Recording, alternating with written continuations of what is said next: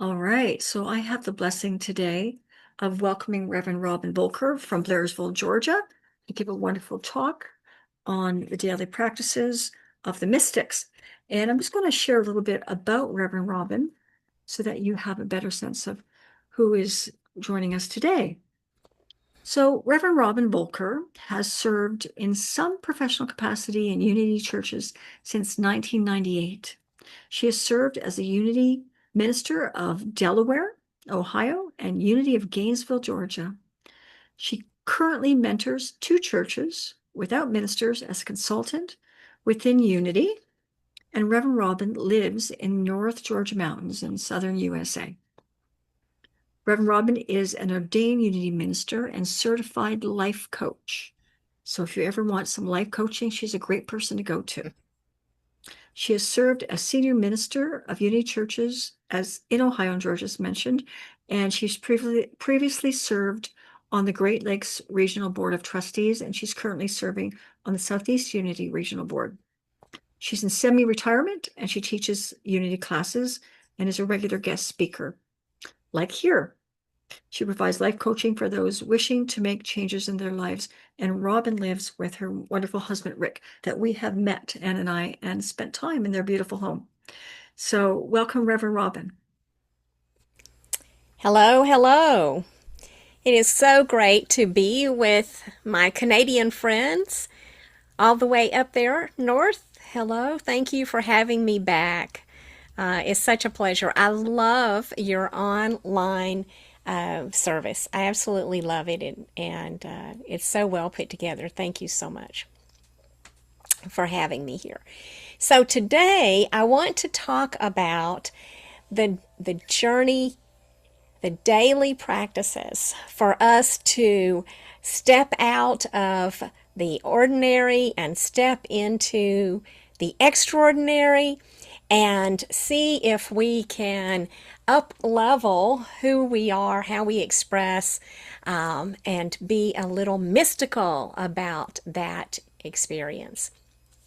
I'd like to have us delve into the power of expecting miracles, the grace of calling on our angels, the liberation found in lavish forgiveness, and the profound peace that we encounter through the silence of meditation. These practices are not just rituals, but they are the gateway to experience a deeper connection with the divine and ourselves and the world around us. In the world, we often feel disconnected and fraught with challenges. And when we embrace the mystic's path, it offers us a beacon of hope and a way to transcend the mundane, and it really touches into the fabric of the divine. So here we are wanting to expand our daily spiritual practices and find within us strength to navigate our lives with greater compassion and understanding and love. Wouldn't that be a great expression and way to live? In the 1970s, there was a commercial in the U.S. where people would hit their forehead and say, "Wow, I could have had a V8." I don't know if that made it all the way to Canada or not, but today I want you to think about that as a dramatic expression of lack of satisfaction. I got this circumstance in my life and I'd really rather had this one over here. So today I want you to think like, wow, I could have a miracle. We can have miracles, right? We can have the seeming miraculous outcomes in our lives if we believe in miracles. Mystics believe in miracles. We have to believe that God can really do anything. Do you believe that? That Spirit is limitless in what it can do in and through your life? If you are a student of A Course in Miracles, you know it says there is no order of difficulty in miracles. No problem too big or too complex for Spirit to solve. A miracle is merely a shift in perception. It's a moving away from seeing things in this hard way to moving over here to openness and possibilities. And the more that we align with Spirit, the easier it is to manifest what seems to be miraculous. Do you believe that you are worthy of miracles? Do you think it's arrogant to ask for and expect them? I think that we're worthy, and I think we should expect them and ask for them. Miracles are possible not because we earn them, not because of anything that we do. Miracles are possible because of our first unity principle. And the way that Unity Ottawa said it this morning is God is love, one power, one presence in everything, everywhere. That great omnipotence. It is our access to everything that we need. So we don't cause miracles to happen. We allow miracles to happen. When we tap into a strong belief in that one power, that very first power, I've always said if we could get the first unity principle, we really wouldn't need the rest of them. If we could truly believe that there's one power and one presence in everything, everywhere, that means that power and presence is in everything happening in my life. Even the things I don't like and don't understand and can't figure out. Sometimes life feels like we're in a maze and we can't figure out how to get out of it. So we have to believe in the miracle showing us the way. Miracles are the natural way that things are supposed to unfold when we get out of the way. So as mystics, we must believe that we are armed with miracle consciousness. We're to be humble, but self-confident. When we become open and receptive, there's no limit to what can and will manifest in, through, and as us. Jesus taught us that I and the Father are one, and I believe that this is a symbolism for our relationship with God. If you think about it, if you like yourself, you're likely to like the image that you have of God. And if you like your image of God, you're likely to like yourself, because we are all one. We tend to forget who we really are and how powerful we are, and then we start to get lost in that maze. Moses was willing to believe that the power of God could part the Red Sea, and Jesus was willing to believe in performing miracles and accomplishing the resurrection, and Buddha was willing to believe in receiving enlightenment. I was willing to believe in healing victim and addictive thinking and change my life. Are you willing to receive that power within you and allow it to do great things? So how do we get a miracle? We have to set our intention for a miracle. We must expect a miracle. We must stop blaming, shaming, and judging and complaining. Okay, let me say that again. We must stop blaming, shaming, judging, and complaining. I know that's not any of you. I'm only saying that for myself. All of us have that place within us that we go to our deep humanness, and then we have to get back on track. And the most important part about being open to a miracle is being receptive to it and getting rid of our resistance to things turning out without us having to control it. We ask God to heal our bodies, but we don't change our lifestyles. We ask God to heal our addictions, but we keep embracing that addiction. We can ask God for anything, but we have to make space within ourselves for that which we desire. We have to be our own divine intercessor No one can do that work for us. The second practice of mystics is to use angel guides. So, exactly what are angels? Angels are thoughts of love sent from God. They are the energy beings that are the messengers of the divine. And this energy that we call God or allness or spirit is continuously expressing loving thoughts. And so I like to think that there's an infinite number of angels, and they're the real messengers that are sent to bring us peace and joy. Marianne Williamson taught her daughter this bedtime prayer, and I love it. 4 corners round my bed, 4 angels round my head, 1 to watch and 2 to pray, and 1 to chase bad things away. Now you might think that to say that prayer, we're praying to something outside ourselves, but you know what? Angels don't live out there. The Spirit of God doesn't live out there. As mystics, we have already learned that all spiritual phenomena is right inside of us. So when we call on our angels, we're calling forth a higher expression of truth in whatever circumstance or situation that we're dealing with. So think of angels as spiritual mentors that lift you higher, that lift you out of the muck and the mire and the everyday life and strife. And guess what? You're angels as well. You have wings, and your wings are your divine potential. Have you forgotten your potential?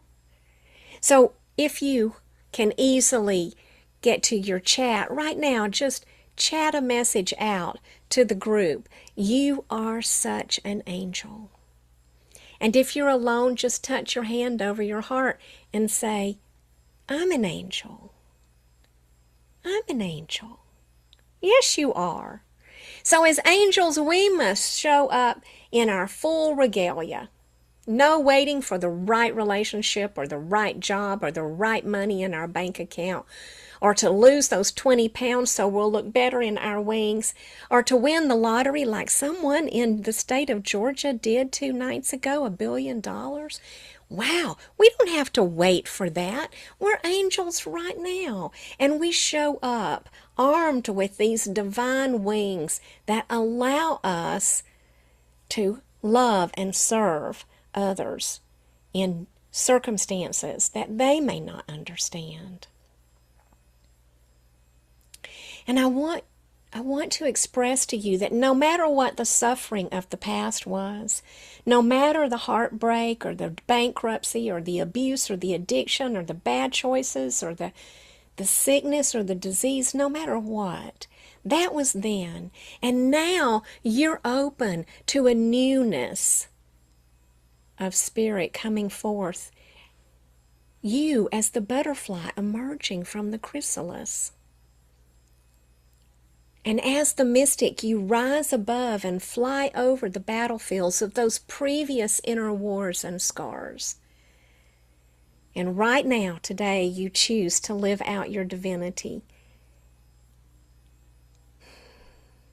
Your greatness was not predetermined. You did not just get a certain dose of it. You grow into your greatness by making choices that align with your highest good.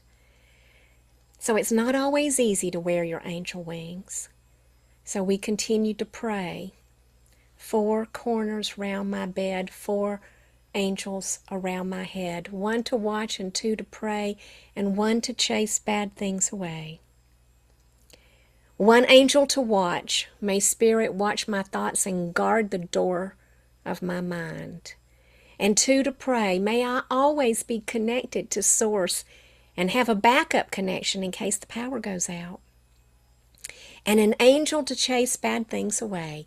May Spirit chase from my mind any bad or negative perceptions and help me live from that vantage point of the divine, that all is good. So, The third practice of the mystic is forgiveness. Mystics need to carry forgiveness in their toolkits. As creations of God, we've been given free will, and our hearts and minds have the choice of holding forgiveness or judgment. They're opposites, so we cannot hold both thoughts at the same time. Let's think about the Cinderella story. You know, Cinderella's fairy godmother did not show up and say, "That stepmother of yours is a piece of work and we're going to show her." Nope, she didn't do that. What do you think would have happened if the fairy godmother had shown up with those thoughts in her head? Would she have been able to tap her mystical powers and magical powers and do some good in the world? No, she would not have been able to tap that power. But it's obvious from the story that the fairy godmother knew about the abuse that Cinderella had endured from her stepmom and her stepsisters, or she wouldn't have shown up in the first place. So clearly she thought that the situation needed a magical intervention. But the fairy godmother was too wise to get stuck in the muck of the situation and to blame and shame and judge. You know, metaphysically, all these characters live inside of us. There are times when our mean stepmother comes out and beats us over the head with a demand to do this or do that. And our jealous and evil stepsisters sometimes take control of our minds and berate us and laugh at us and shame us. But thank God, we also have a fairy godmother inside of us that's there to soothe us and have compassion and to show us the way to happier thoughts and richer outcomes. It can be hard to love people who are not loving us, but you're a mystic. You believe that life is a miracle and you have angel thoughts all around you. So as a mystic, you don't require the other person to love you before you love them. You are of God, and God loves unconditionally. God is love. You said that in your principle. So we don't love because people deserve it. We love them because they are divine and holy creations of God, just like you, even if they've forgotten their way. Our job is to love them until they can remember to love themselves. So we choose to not stay focused on the perception of the reality of he said, she said, they did, they didn't. Because the miracle of the realm of miracles cannot exist at the level of drama. The drama story is a much slower vibration than the energy of God. And miracles cannot manifest at the level of blame and shame and judgment. So if you want to use your fairy godmother powers, you must forgive and forgive everything and forgive it all. Remember, we're all one mind connected to all people and all things. And what we think and do to others eventually comes back to us. So today, we pray, dear God, I have judgments and resentments against this person. Help me reach a higher thought. I'm open and receptive to seeing this differently. That's a powerful prayer when we find that we might be stuck in a place of unforgiveness. Every situation is ultimately a lesson in forgiveness. And forgiveness is our decision to see beyond the fear and the blame and the shame and the guilt and the judgment. So we're going to be like the great Einstein and go to another level of thinking that can see how to bring solutions to problems and answers to questions. I want to encourage you to use forgiveness so you can transform your evil stepmom archetype and turn your pumpkin resentments into golden carriages that will carry you to love and peace. And finally, we look at the mystic's practice of meditation. I know you hear about it often. It's that practice where we align with our true nature, with the Christ within, so that our world can be one of beauty and peace and joy and song and friendship and love. Another animated character that reminds us of this beautiful life is Snow White. Did you wake up this morning singing that life was beautiful and saying, I love my life? Perhaps you did. And then perhaps some of us may have looked at our TV or computer or our phone and thought, I don't see that wonderful world. So we must create that peace and beauty inside ourselves because it's an inside-out universe. We must have it in here before we can have it out there. We continue to think that we can rearrange the world out there, but we really have to rearrange the world in here. And the way that we do that is by tapping in and using that mystic's tool of meditation. See, in our minds, a portal exists that can take us from the raging wildness of the world to the pure, sweet quietness of spirit. In one moment, we can be lost in the insanity. And then with one centering breath and practice, we can be one with God. The Buddhists say, don't just do something, sit there. Meditation harmonizes our minds, it alkalizes our souls, it transforms us at depth. A moment of silent sacredness is the cosmic reset button. So today I want to encourage you to stop in the name of love. Stop the craziness in your life with a regular routine of a few minutes in meditation. And the more that you practice, the more the universe is going to move into harmony, move back to that state of the Garden of Eden. It's very soothing for us to just take that quiet time and allow that shift in consciousness to happen within us. It's not about changing those out there. It's about this inner work we do, right?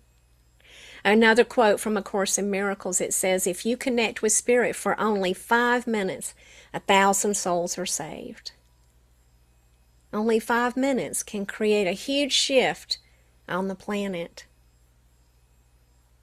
How about it? You want to practice with me? Let's all take a few minutes of meditation and reflection. So just find that comfortable place wherever you are, and allow your breath to take you inward, easy and gently, your natural breath at your own rhythm. And we just sit back.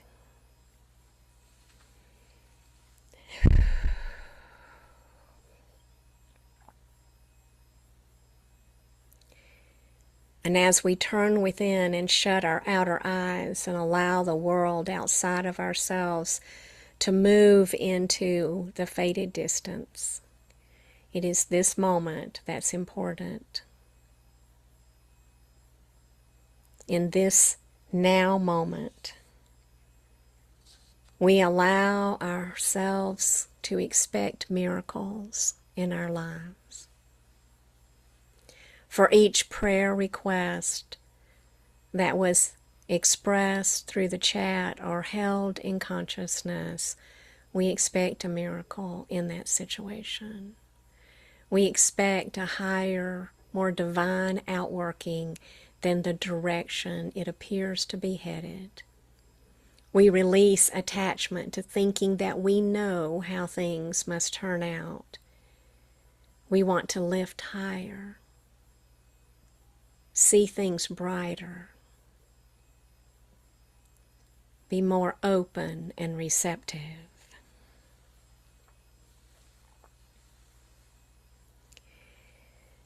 to reach a different outcome that is beyond our reach, we call upon these God thoughts, these beautiful angels, to fly in and around us and all those that we care about, to fly in and around every situation and every circumstance.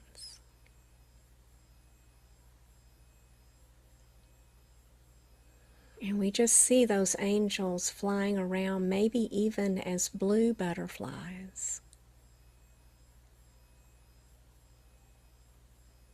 bringing love and peace and joy into every situation.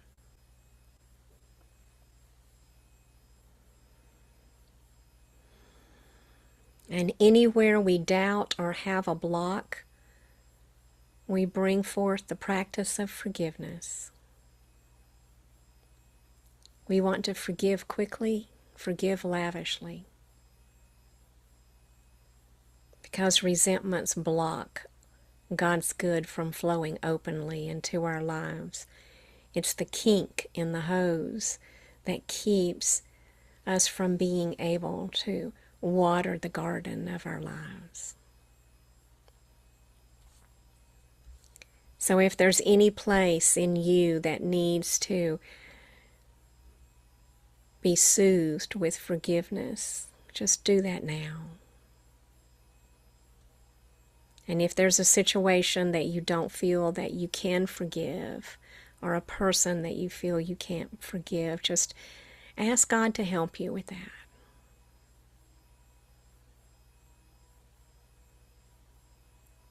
And let us sit quietly for a few minutes of silence as we bask in the energy of the divine, holding the highest and the best for everyone, everywhere.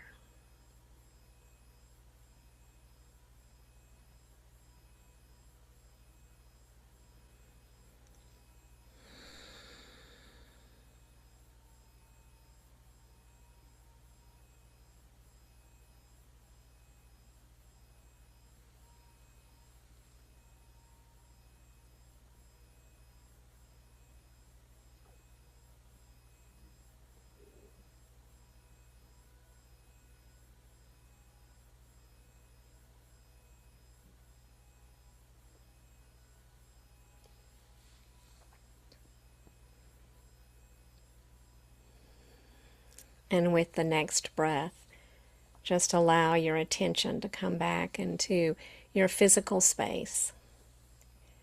Hearts grateful for this time that we have spent emptying ourselves, raising our consciousness, and becoming willing to be greater expressions of the divine in our lives.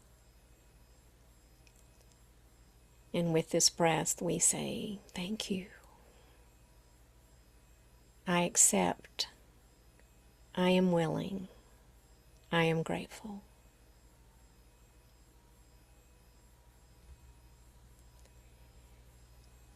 So as we align our hearts and minds with that great designer,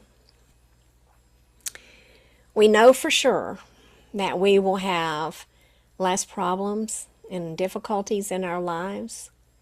And when challenges do occur, we now have tools readily available so that we can implement our spiritual strength and handle them powerfully and positively. My encouragement to each of you is to go forth this week, expect miracles, call on your angels, forgive lavishly, and practice healing the planet 5 minutes at a time. It's my great honor and privilege to be with you. God bless.